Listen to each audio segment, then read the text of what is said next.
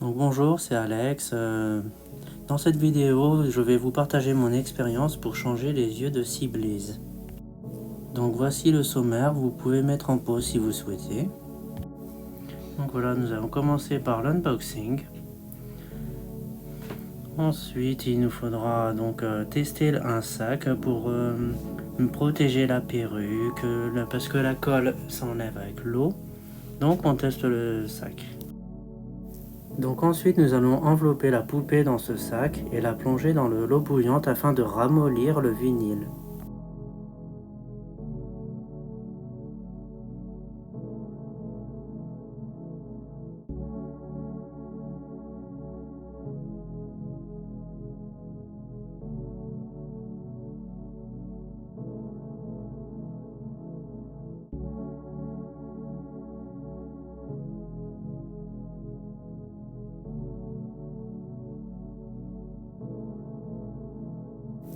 Donc voilà, maintenant je vais vous montrer les outils dont on aura besoin pour cette opération, que ce soit pour enlever ou remettre les autres nouveaux.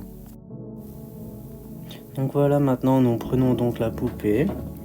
Il faut faire attention parce que bien sûr elle sera très chaude, mais le vinyle sera super tendre et facile à manipuler.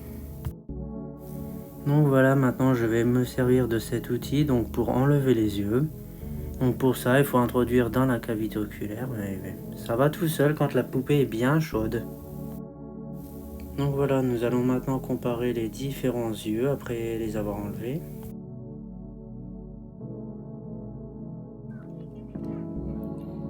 C'est à peu près 1 cm.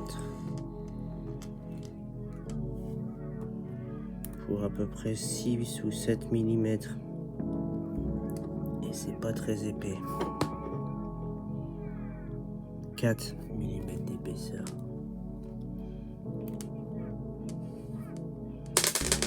Des soucis? À peu près 10, oui.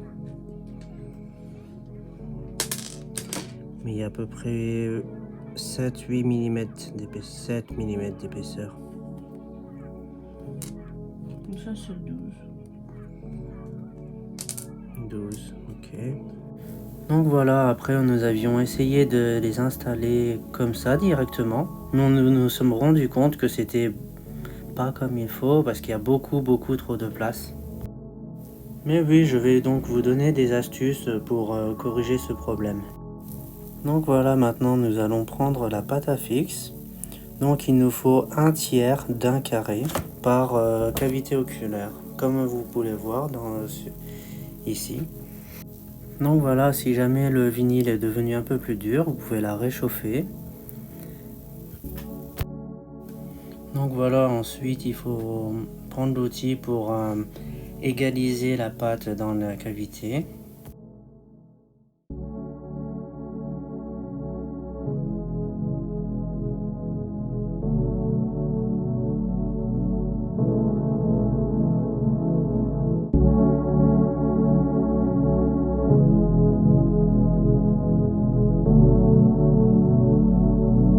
Donc une fois que vous avez mis à peu près de niveau, il faut commencer donc à mettre les yeux avec les outils. Donc c'est pareil, il faut faire plusieurs tentatives afin que l'œil soit placé parfaitement.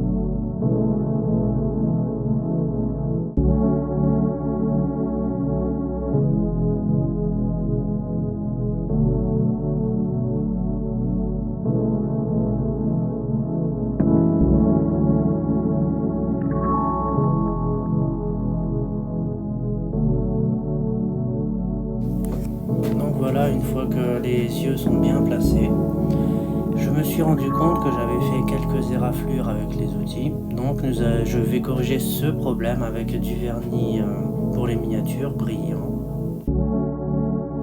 Donc oui, c'est ma femme qui a réalisé cette opération. Donc oui, il nous faut du vernis brillant pour miniature, de l'acétone pour rincer et nettoyer la brosse et une brosse d'épaisseur 0,1. Et aussi une palette pour mettre le vernis.